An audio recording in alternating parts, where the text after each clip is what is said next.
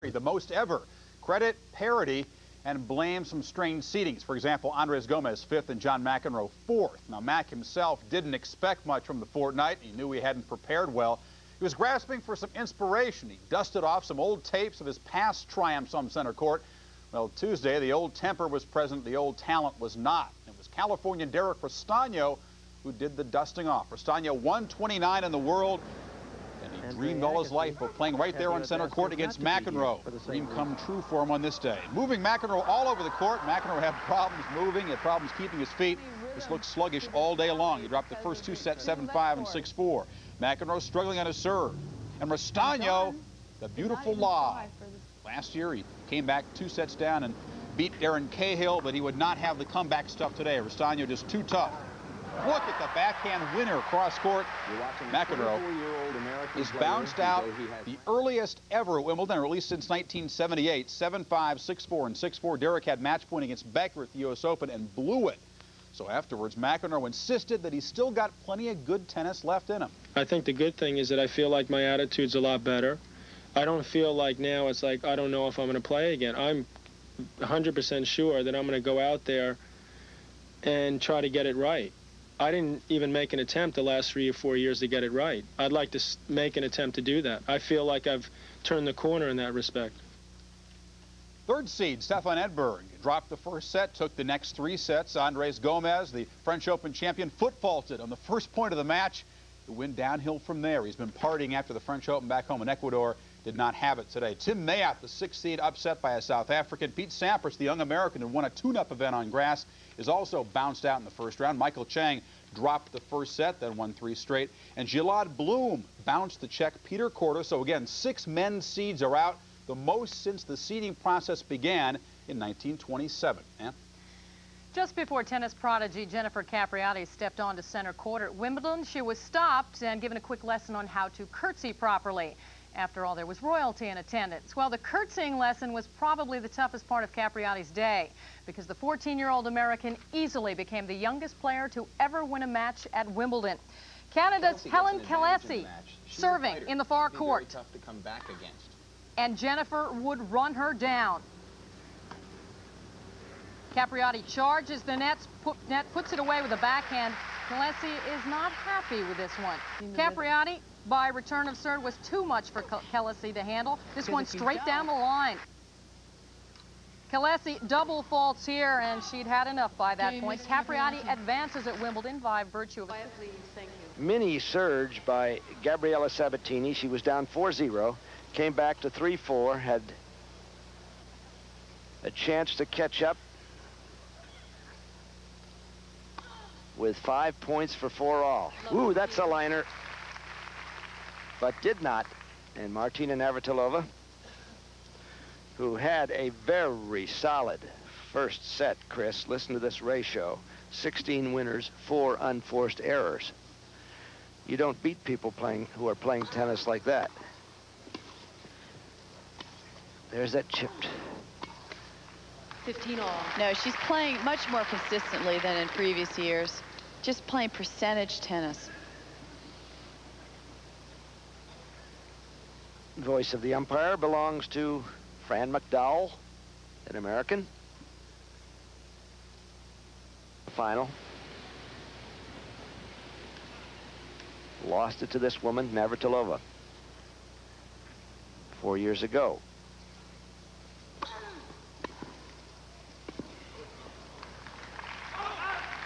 Grass. They support this tournament. They know that to be considered a great player, you have to play and win on all surfaces. And Gabby, for not being a natural grass court player, is in the semifinals at Wimbledon.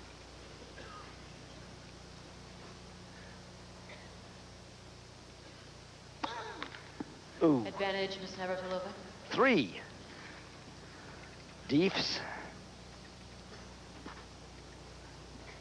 And you don't really want to get behind too far against Martina. She's a great front runner. Once she's in the lead, she just keeps going and plays better. Such a confidence player.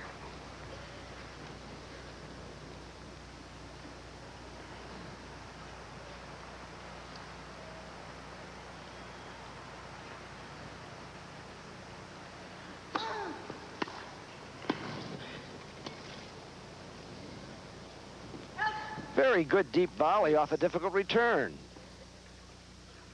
The kiddies have come up quicker than we thought possible.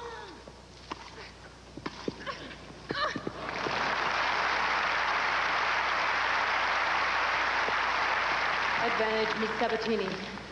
Well, she needs some more of these shots. She really punched that backhand volley, and look at that angle.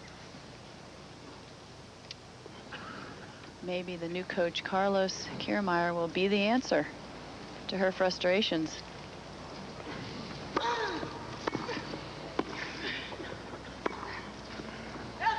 Game, Miss Sabatini. So, Gabriela Sabatini resists 2 break points and has the first game of the second. Love one. And her opponent, holding serve twice in the match, is doing well because the opponents have held serve only 16 times in the tournament. 15 love. Semifinal, Wimbledon, the big W. Chris Evert and Bud Collins in the booth with you. Couple of familiar faces. Sabatini receiving. Navratilova, who wants to be in there for a 9th title. Zina Garrison barring the way. 30 love. But she hasn't beat Sabatini yet. Sabatini's won only 1 tournament this year, but it caused quite a stir because she beat Jennifer Capriati. Final of Boca Raton. Jennifer only 13, the youngest pro finalist ever.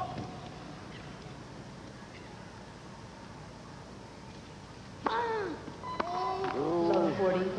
4 double faults for the Argentine. Edit squeezes her into that terrible corner. Triple breaker.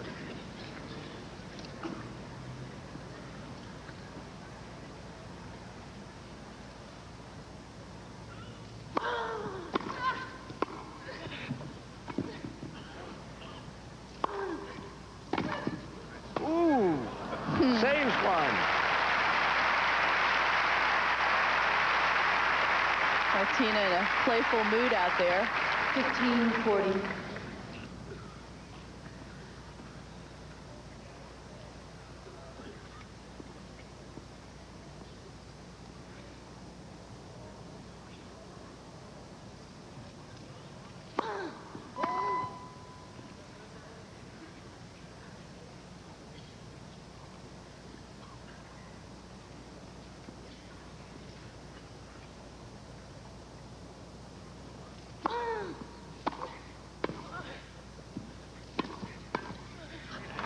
Gabriela Sabatini, resisting 5 break points in the set, leads 2-1.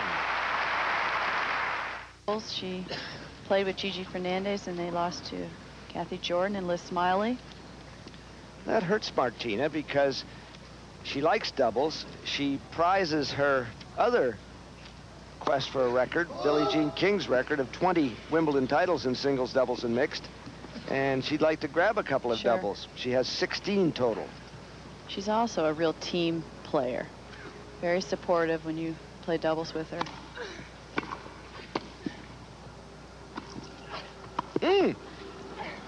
Oh!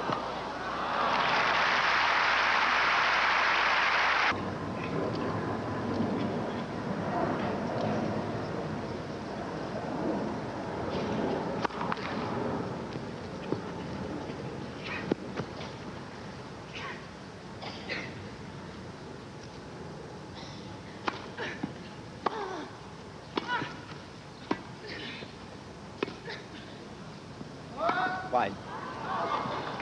40-30. She is famous for this shot.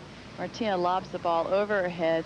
I don't know how she hits it, but she'll make it 80% of the time, right between the legs. Not recommended for the guys. Although Yannick Noah does it very well. 30-15.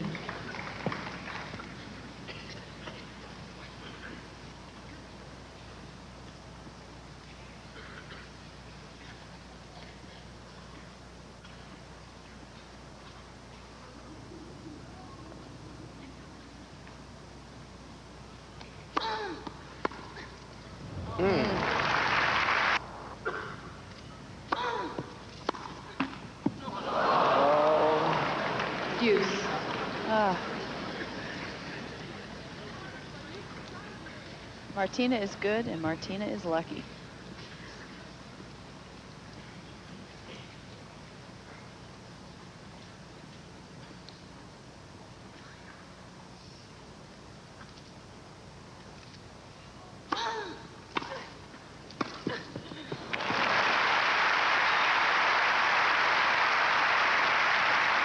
Advantage, Miss Sabatini.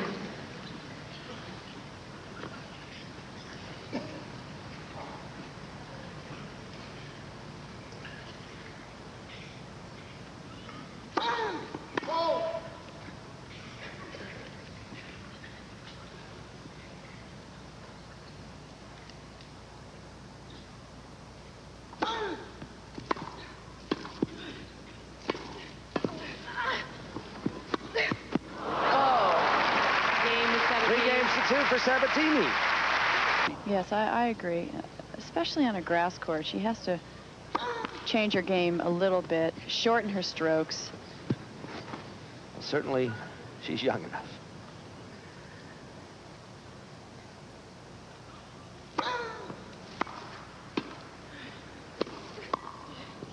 Gabby has had some beautiful low backhand volleys. 30 love. Here you see Gabby serving a volley. This return is at her shoestring is so low. She has good wrist action. Puts that one away for a winner. She can do it. 30 love. Well, her size and the large-headed rackets, I think that helps her a lot too. And she's also a big girl. She has good reach.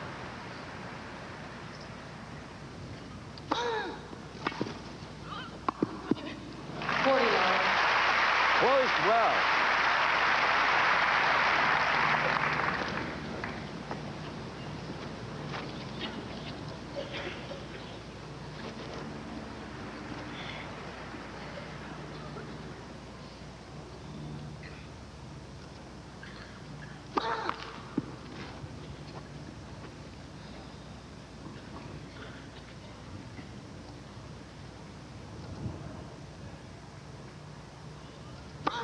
Mm.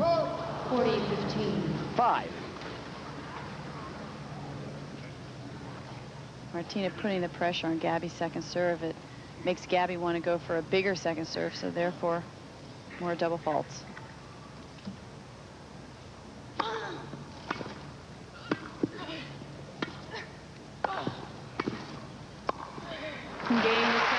So Sabatini does hold, and when we come back, To see her serving and coming at you all the time. you ever seen that? A few times.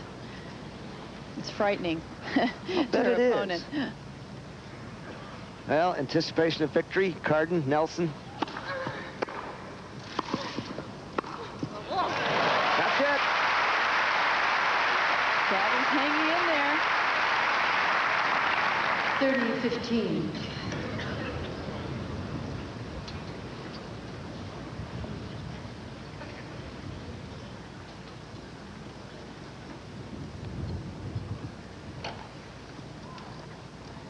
Both players taking their time. Well, Carlos Kiermaier probably thinking, got some work to do. I think I can see what it should be. Back to the drawing board. What a way to end it into her 11th Wimbledon final is Martina Navratilova. 6-3, 6-4 in 75 minutes. Next up for her, Zing and Z, Zina Garrison.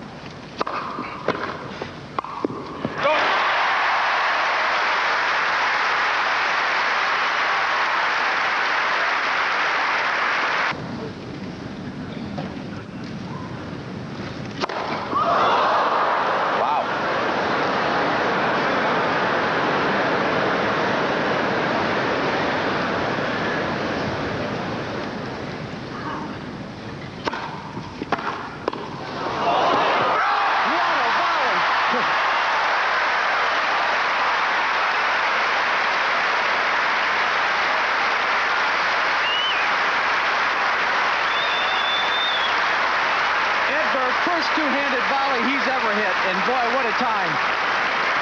40-15.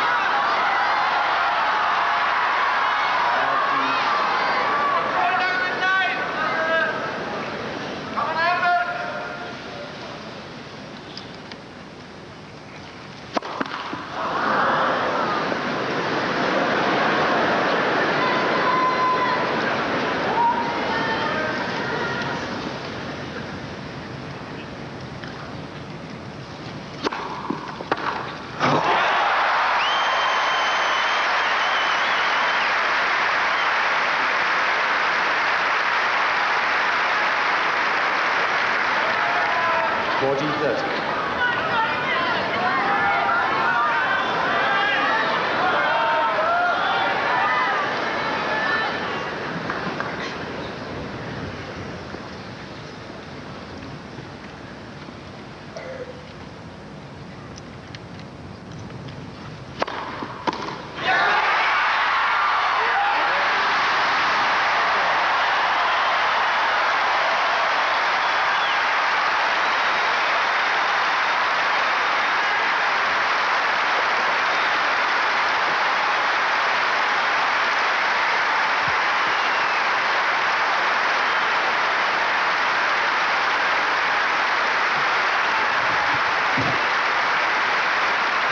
It's all you could ask from a Wimbledon championship. Two great young competitors with mutual respect and mutual talent. And Stefan Edberg, who saw a two-set lead disappear under the charge of the defending German champion, is able to pull it together from a breakdown in the fifth and win this 1990 title. 6-2, 6-2, 3-6, 3-6, 6-4. In the footsteps of his idol Bjorn Borg, the silent Swede, Stefan Edberg, has won another Wimbledon. Big serve on match point, and when it came down, Edberg could celebrate Wimbledon number 2.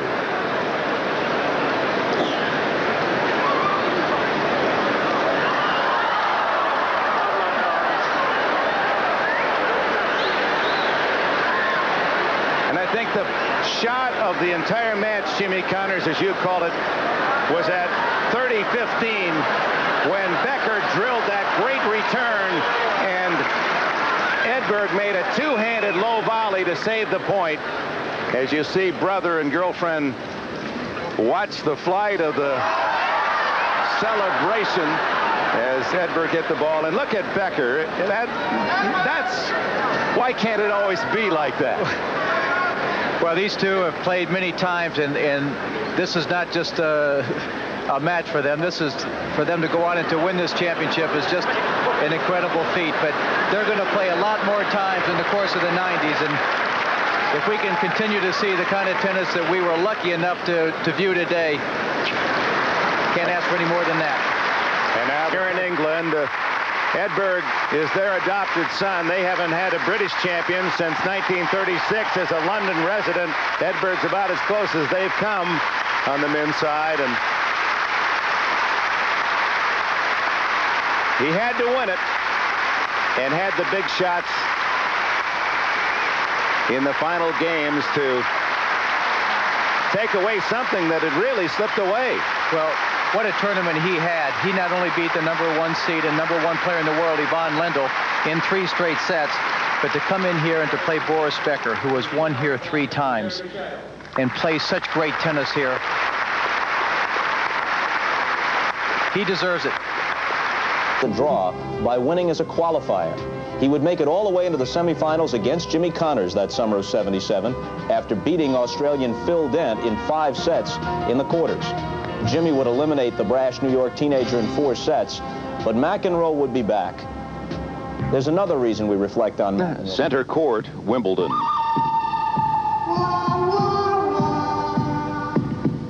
The cool Swedish champion.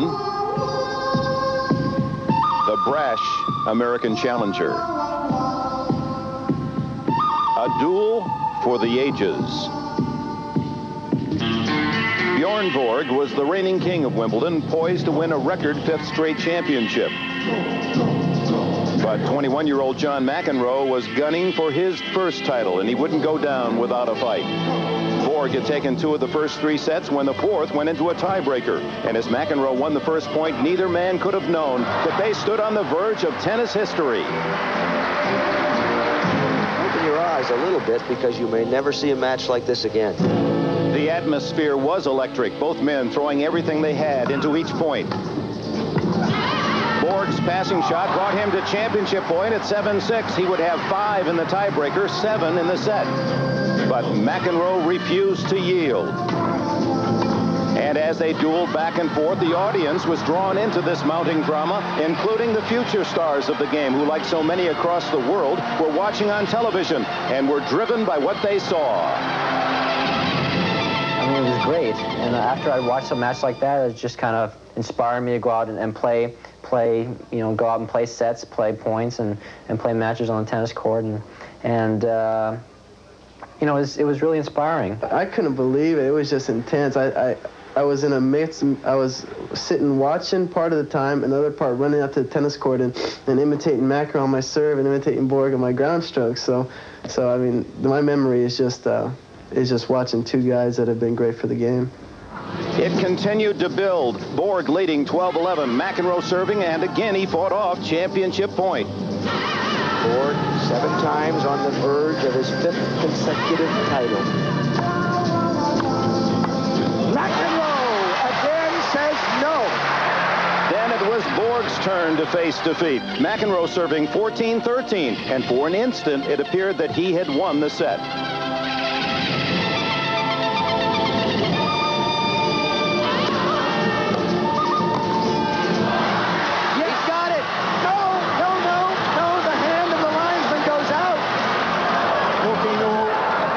Best matches I've seen, and everyone still talks about it. It was a great one, and that rivalry was something special, and something like not even today. I don't even think there's a rivalry like that one was. I was 14 at the time, I think, and we all watched the match. And it was one of the most exciting matches I've watched in my entire life, I think, and it was magic, you know. It was, you know, Borg seemed not to be able to finish it, and McEnroe didn't want to lose it, and it was magic. 15-15. McEnroe again took the lead as he drilled a winner down the line. He would reach set point 7 times in the breaker. Borg tied it at 16, but McEnroe took yet another lead. Something had to give, and as the game approached 22 minutes, it did. 16-17. Facing a 7-set point.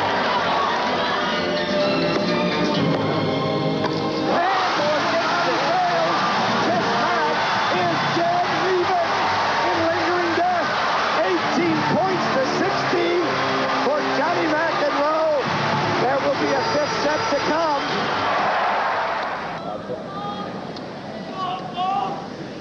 3:35, and it's even. First service. 3 hours and 35 minutes.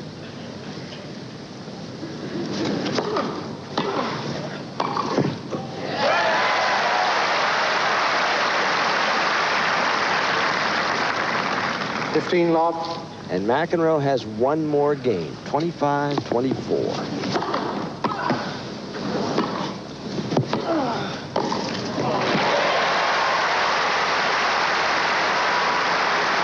Borg has been winning his serve rather quickly here each time around. He gets wide on McEnroe with the first ball.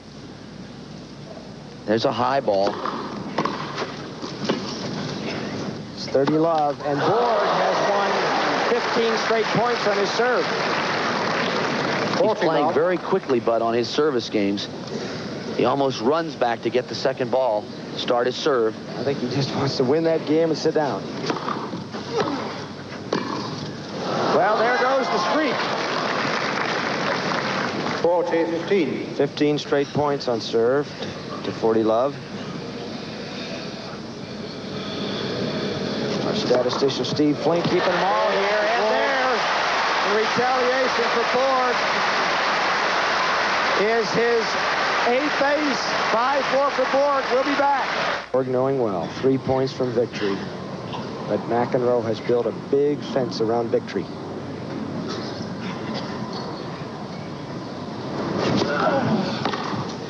Oh. Another screaming return of serve. 2 points away is Borg. 30 all. 21 is McEnroe. He's played many splendid matches already in his life as a U.S. Davis Cup hero, but nothing to compare with this.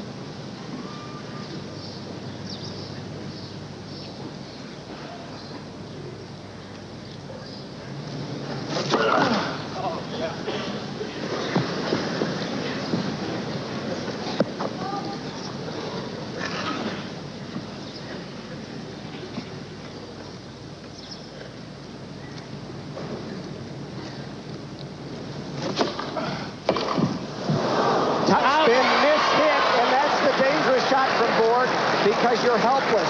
You just watch it wobble like a wounded bird. And McEnroe watched when it dropped just wide. I'm surprised he let it go. Didn't play it. He didn't know what to do, I think. I don't think he could have touched it. And that's the danger from Borg and all that topspin and that flailing swing. It's 40-30.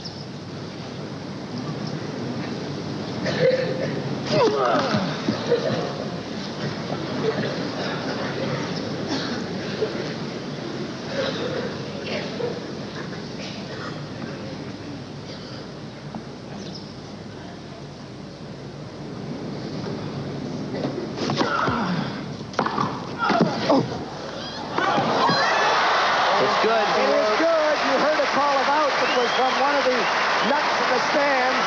There are a few of them. The game is McEnroe's. It is 6-all. Further. We knew Borg was a great champion to win 4 titles, but McEnroe is bringing out just how great he is. And perhaps vice versa. How deep is that courage in Borg? Never changes expression. 15-all. But this kid is fighting him stroke for stroke. John McEnroe, I now believe, thinks he should and will be the Wimbledon champion today. He's come close enough to touch it and feel it. He has stayed with the Swede stroke for stroke and has come out of the fire of 7 match points.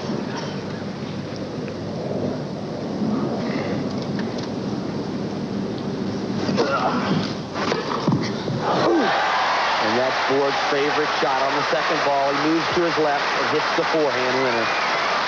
You can't give him a second serve to the forehand because he can go either way and disguises it beautifully.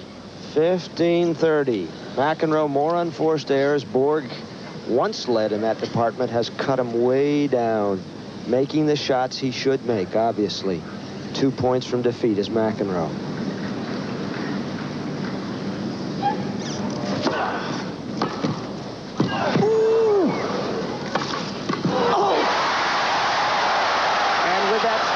Doom again. The two-fisted backhand, despite the balletic volleying of McEnroe. 2 more championship points. This is the 8th. 15-40.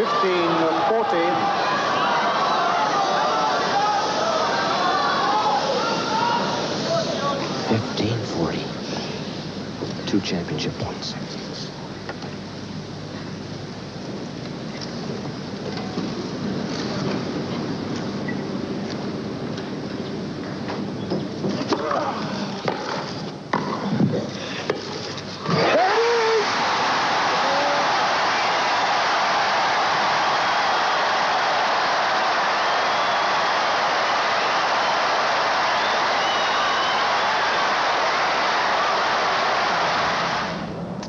Ride his genius to the tennis high of his first Wimbledon title, using his lightning quick hands to beat Borg. It was part of 5 straight finals in the 1980s. 3 of them resulted in championships. But McEnroe's greatness demanded indulgence by even his most loyal fans, his ill behavior often testing the very core of Wimbledon.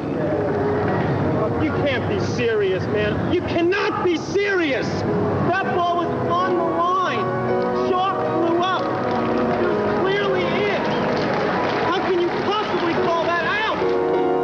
In '84, a final triumph, an impeccable victory over Jimmy Connors. It was McEnroe at his best, and perhaps his happiest. But that was 6 years ago, a time that seemed so short. Yet for a man once the best at his game, it is now a whole career away. John McEnroe's Wimbledon bow in the first round, sadly, may be final.